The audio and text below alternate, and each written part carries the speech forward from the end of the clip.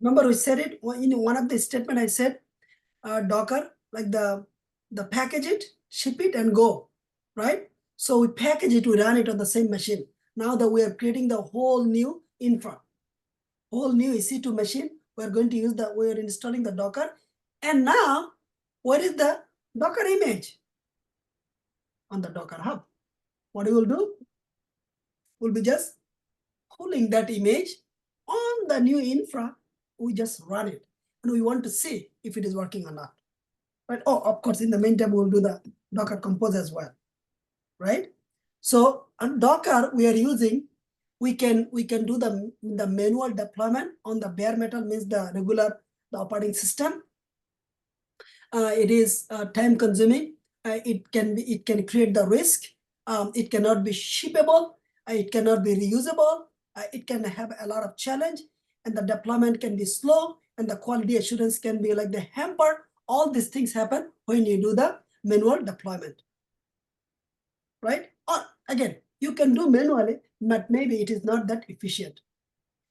If you want to do scanning, if you want to take advantage on the cloud and the automation and all the powerful things and the modern technology, you have to go with the Docker. You have to go with either Swarm or the Kubernetes. So Docker is the application that is installed on the Linux machine. You can install the Docker on the Windows machine, but Docker has been developed based on the Linux.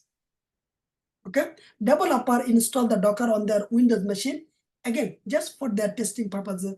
Develop it, build it, and just run it, because they don't need to wait for the DevOps engineer. DevOps engineer actually deploy on the actual environment, which is actual cloud.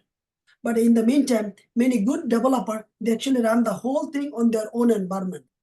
The purpose is simple, so that they know the entire things are working as expected, and they can actually hand over to the DevOps engineer. And also, if you use the Docker stack, as I mentioned, if you have a multiple microservices, you can actually pull those microservices, you can build them, you can make the Docker container, and you can run the services all together on the same machine using the Docker Compose. Why? That is the reason. If you want to use the Schools Hub has a 17 microservices, right? You guys know this. So Schools Hub, you just have your developer working only one, the microservice, which is the user authentication or user authorization, right?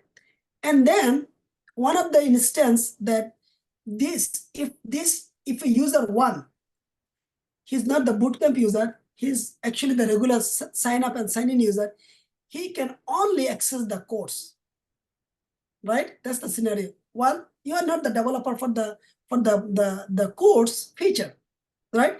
Another developer is actually developing that feature. So both developer need to prove this is working. But the authentication developer, he will be actually pulling the code from the GitHub on his computer and actually build the code. And he will be doing the Docker Compose. Again, this is not difficult. It is the DevOps engineer will be helping you, no problem. But end of the day, he will be running the Docker Compose, make sure the user management feature is running, make sure the course feature is running. Once it runs, what he will do? He will go sign up, he will do sign in, and he should be able to verify user is not able to access any bootcamp. What he will do? He will go to the School of Free Courses, and he will be able to add a courses, and he will be actually able to approve these courses. While you say now, another problem now, he cannot do the approval. Approval is another department, another service. While, see, he will be downloading that services, he will be making the Docker file, and he will be actually adding into the Compose. So now the 3 services running. So now he will go approve it, approve the courses. And finally, he can come and see on the portal that this user is not able to do anything except he can see the courses only. This is the real developer, okay? This is the real senior developer behavior is. They do not just say, they just don't throw things. DevOps engineer can do it. Why he should be able to do this too?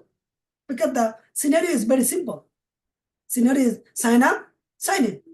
But the services are different. So you cannot execute other services if the services is not on your environment. So now you have to pull the services, you have to Docker file it, you have to add in the Docker compose. Now you can use the second service.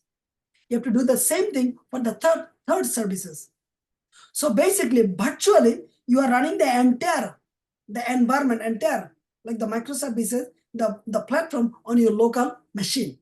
Because developer computer has always powerful. They use the 32 GB RAM, 40 GB RAM, 64 GB RAM. That's how they use. Because their machine, they need to write the code, build the code, debug the code, and then install like this, the Docker type of the stack on their machine so that they can do everything their own machine. Or they access the cloud-based environment. They do the same thing. In this case, of course, cloud-based, they of course use the Linux, and the Linux, whatever we have done here, you do exactly the same thing. Same thing, though, so the developer has everything on the cloud. Developer can provide same thing to the QA, right? It doesn't hurt. So now you learn the basic, the EC2, how to create it. You learn how to log in it. Good. Now you learn the basic Docker, how to actually run it. And now you can do everything yourself. This is the reason, regardless of your title and the position, today's session, everybody will be needed. So let's go start.